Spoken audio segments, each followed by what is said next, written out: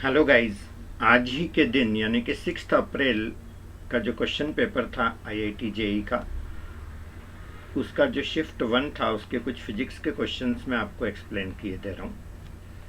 सबसे पहले बात करेंगे हम करंट इलेक्ट्रिसिटी के क्वेश्चंस की जो रेजिस्टेंस से रिलेटेड है। पहले स्टोरी समझ लीजिए कि क्वेश्चन था क्या। क्वेश्चन ये था कि एक वायर है, उसका कुछ लेंथ है, उसका रेडियस है आर।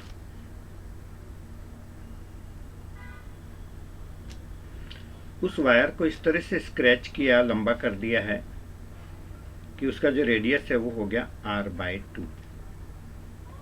और यदि उसका रेजिस्टेंस पहले था r और अब हो गया r', so r' equal to k times r है, तो k का वैल्यू कितना होगा। आई रिपीट माई क्वेश्चन, मैं एक बार और एक्सप्लेन किए देता हूँ। रेजिस्टेंस पे बेस्ड क्वेश्चन है। वायर है जिसका लेंथ है l, रेडियस है r, और नया लेंथ मुझे नहीं पता क्या है, इसको स्क्रैच इस तरह से कर दिया, इसको इतना खींच दिया कि इसका जो रेडियस है वो पहले से आधा हो गया। और रेडियस पहले से आधा हो गया तो अब उसके रेजिस्टेंस पे क्या इफेक्ट आएगा, ये मेरा क्वेश्चन है।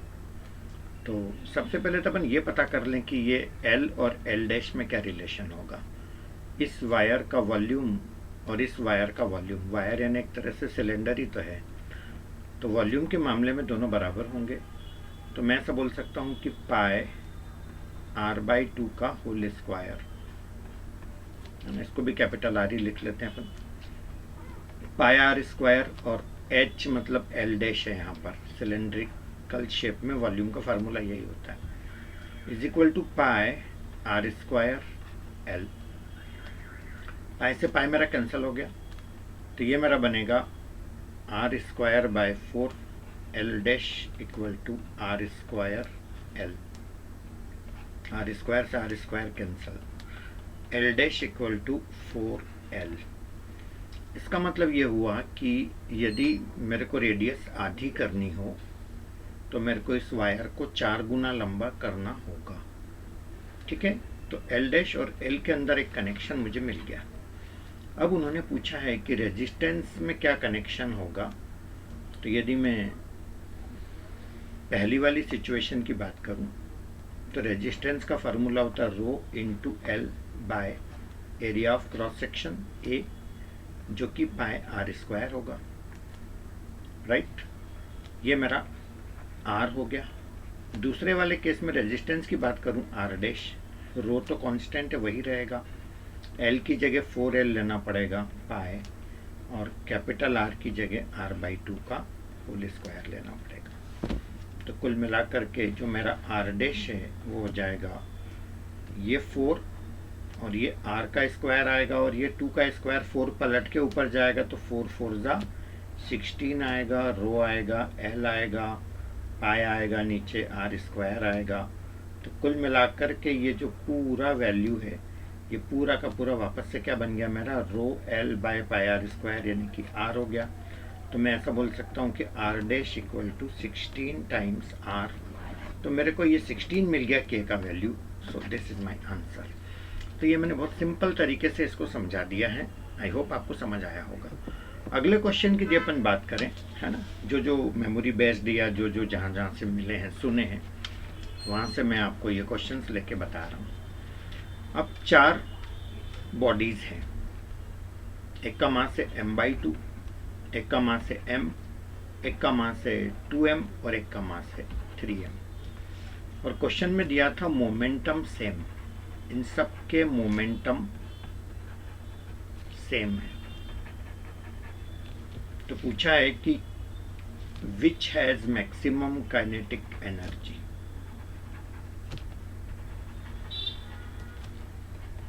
मतलब इनमें से किसकी काइनेटिक एनर्जी मैक्सिमम होगी, कौन से मास वाली बॉडी की काइनेटिक एनर्जी मैक्सिमम होगी, जबकि सबके मोमेंटम सेम है। ठीक है, बेसिकली मोमेंटम का फार्मूला क्या होता है, P equal to mv, momentum equal to mass into velocity. तो यदि मैं इस फार्मूले से कुछ कनेक्ट करने का ट्राई करूं काइनेटिक एनर्जी को, तो kinetic energy equal to basically होता है हाफ एम वी स्क्वायर। तो हाफ एम का वैल्यू मैं यहां से निकाल लूं तो P upon V into V square, ठीक है। Kinetic energy half M V square होता है, हाफ और एम का मतलब मास, तो मास को मोमेंटम अपॉन वेलोसिटी में बोल सकता हूँ, मोमेंटम अपॉन वेलोसिटी, और यहाँ पर वेलोसिटी का स्क्वायर। तो आप देख रहे हो कि v से मेरा v कैंसल हो गया, तो अल्टीमेटली मेरा जो काइनेटिक एनर्जी बना वो क्या बना, हाफ पी वी, ठीक है। अब यहाँ पर आप एक चीज देखिएगा, सॉरी एक छोटा सा चेंज कर रहा हूँ मैं यहाँ पर, ये जो आपका यहाँ से हटा करके मैं इसको स्टेप को फिर से लिख रहा हूँ, बस इतना सा चेंज है। ये मेरा हो जाएगा kinetic energy equal to half, M को मैं एम ही रहने देता हूँ, और ये जो वी स्क्वायर है मैं वी का वैल्यू यहाँ से निकालूँ तो क्या बनेगा, पी अपॉन एम। तो ये हो जाएगा पी का स्क्वायर डिवाइडेड बाय एम का स्क्वायर, तो एम से एम कैंसिल हो गया, तो मेरा एक फार्मूला बन गया kinetic energy equal to half P square by M. Half तो कांस्टेंट है, और इन चारों केस में मोमेंटम भी कांस्टेंट है, मोमेंटम सेम क्वेश्चन में दिया है, तो यानी इससे भी कोई फर्क नहीं पड़ना है, हर एक के केस में पी उतना ही होगा। इसका मतलब काइनेटिक एनर्जी प्योरली काय पे डिपेंड करेगा, मास पे डिपेंड करेगा।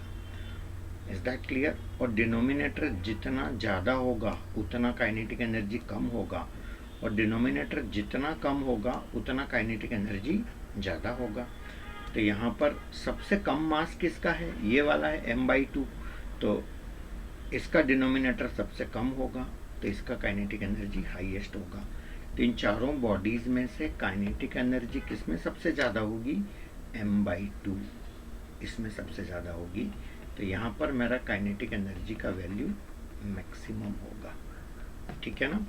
यही तो वजह है कि जब बुलेट में से गोली चलती है तो गोली का मास जितना कम होगा उतनी ज़्यादा पेनिट्रेट करेगी वो, मतलब मास इनटू वेलोसिटी यदि अपन कांस्टेंट रखते हैं मोमेंटम, है ना, तो उस केस में यहाँ पर काइनेटिक एनर्जी हाईएस्ट बनेगी इसकी।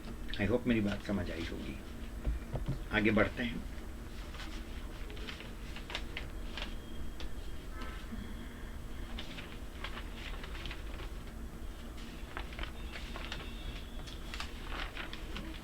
एक क्वेश्चन है जो ग्रेविटेशन से रिलेटेड है। अर्थ सरफेस पर एक पार्टिकल जिसका मास है m, ये अर्थ की सरफेस पर है और पूछा है कि मिनिमम काइनेटिक एनर्जी कितनी होगी, minimum kinetic energy, so that it can escape from earth surface.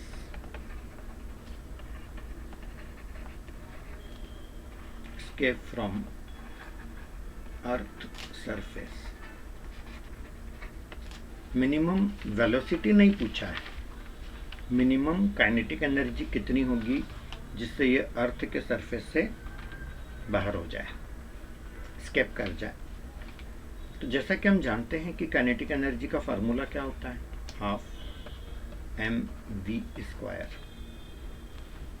ठीक है। और यदि हमको स्केप कर जाए ये वाली चीज़ चाहिए हो तो हम वेलोसिटी कौन सी लेंगे, स्केप वाली वेलोसिटी लेंगे, सीधी सी बात है।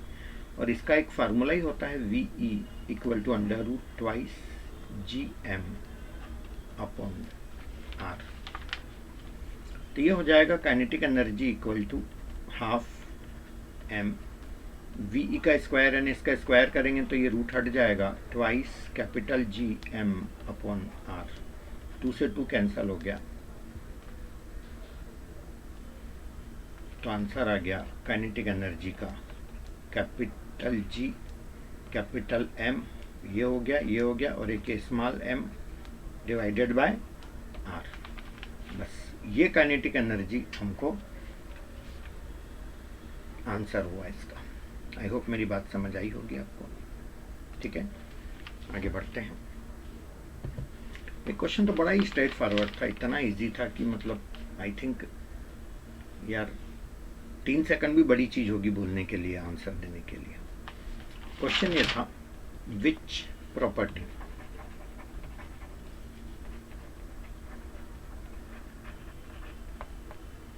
Can not be explained by wave nature of light.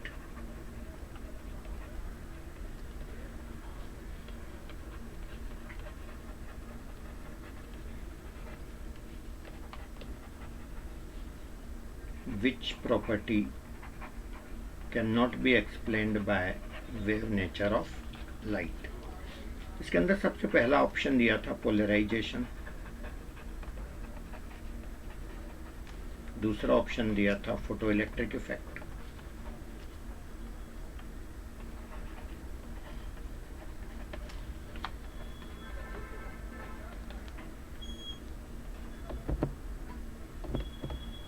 तीसरा ऑप्शन था डिफ्रैक्शन,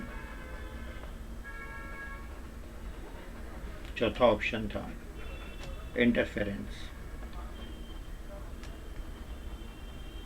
ठीक है, सो ये वेल नोन तीनों चैप्टर सभी जानते हैं, वेव ऑप्टिक्स से रिलेटेड। पोलराइजेशन तो हम वेव नेचर ऑफ लाइट की ही प्रॉपर्टी होती है, डिफ्रैक्शन भी प्रॉपर्टी होती है, इंटरफेरेंस भी प्रॉपर्टी होती है, तो बचा ही क्या, फोटो इलेक्ट्रिक इफेक्ट। ये भी आपने पढ़ा होगा कि ये पार्टिकल से रिलेटेड होता है, ना कि वेव नेचर ऑफ लाइट से रिलेटेड होता है। सो आंसर ऑप्शन बी हो जाएगा इसका। आगे बढ़ते हैं और देखते हैं और क्या दिया है क्वेश्चन में।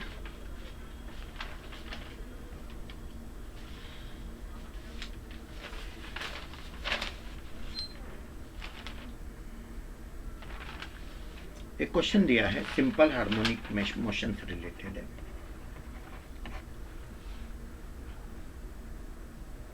क्वेश्चन में दिया है, a particle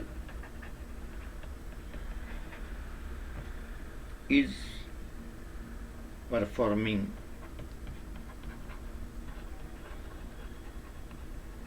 simple harmonic motion with amplitude A equal to 0.6 m metre, time period t दे रखा है pi, find its maximum velocity, find its maximum velocity. तो आप यहाँ पर देख रहे हैं कि ये straight forward formula based question था। वेलोसिटी का फार्मूला है omega under root A square minus X square. अब इसका वैल्यू मैक्सिमम कब होगा, जब ये माइनस वाला पार्ट खत्म हो जाए, x 0 हो जाए। When x equal to 0 then v is maximum. तो इसका मतलब v का जो मैक्सिमम वैल्यू होगा वो हो जाएगा ओमेगा a, क्योंकि यदि x 0 हो गया तो अंडर रूट ए स्क्वायर ए बनेगा, तो ओमेगा ए, और ओमेगा क्या होता है 2 pi upon T into amplitude, और 2 पाई अपॉन टी का वैल्यू क्वेश्चन में दे रखा है पाई, तो मैं इसको पाई रख देता हूँ। अब बचा ही क्या, एम्पलीट्यूड 2 इंटू एम्पलीट्यूड, तो 2 इंटू एम्पलीट्यूड का वैल्यू दे रखा है 0.6 m, आंसर 1.2 मीटर पर सेकंड। चूंकि वेलोसिटी है, ये इसका आंसर हो गया। तो आप देख रहे हैं गाइस कि कितने इजी और straight forward formula based questions आए हैं। और देखते हैं क्वेश्चन क्या मिल सकता है अपने को, जो अपन डिस्कस करें।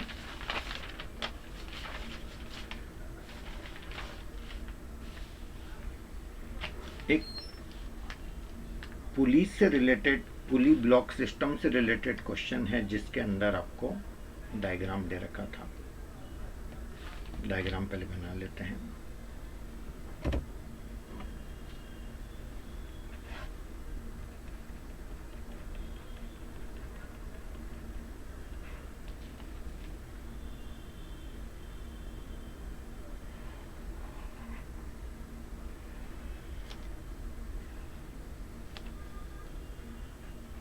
ये वाला ब्लॉक M2, ये वाला ब्लॉक M1,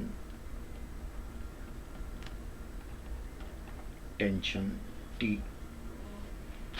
क्वेश्चन में दिया था एक पुली ब्लॉक सिस्टम है जिसमें M2 का वैल्यू बड़ा है M1 से, और एक्सेलरेशन ऑफ M1, एक्सेलरेशन दे रखा है M1 का, और वो दे रखा है G/√2 अपवर्ड डायरेक्शन में, ऐसा क्वेश्चन में बोला है। Ratio of M1 M2, find ratio of M1 M2।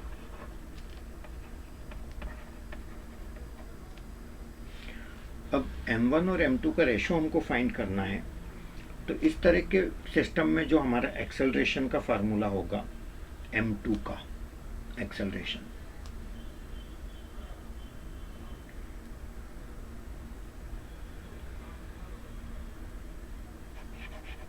तो फार्मूला ऐसा बनेगा M2 minus M1 divided by M2 plus M1 multiplied by G।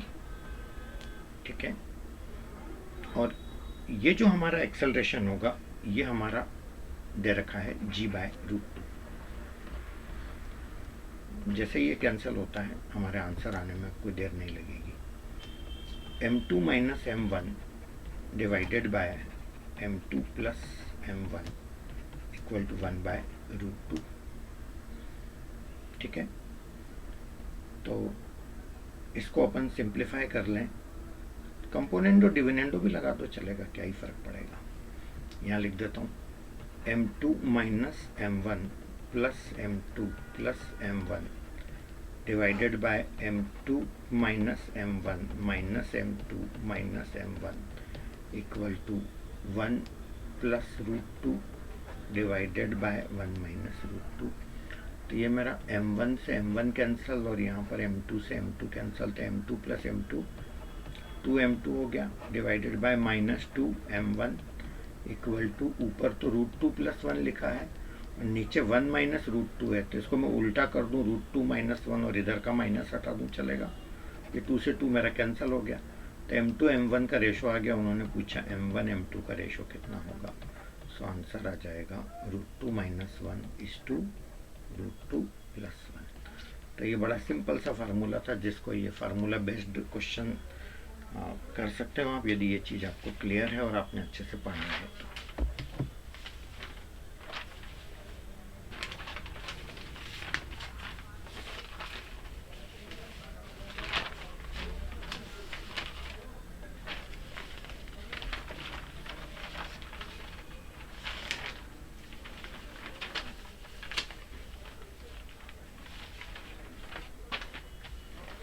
Yes please, एक और क्वेश्चन ले लेते हैं, इलेक्ट्रोमैग्नेटिक वेव्स से रिलेटेड है।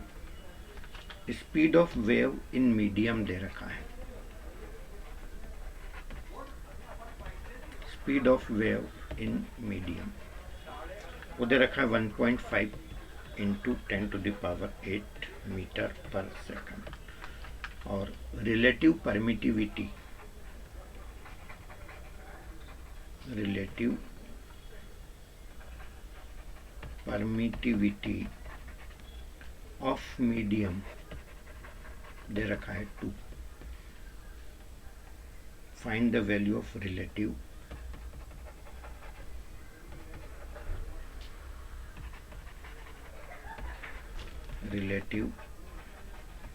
परमेबिलिटी।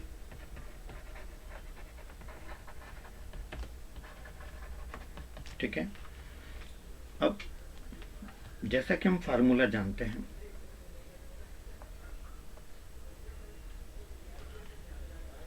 वैक्यूम के अंदर वेलोसिटी का फार्मूला होगा C इक्वल टू 1/√μ0 ε0।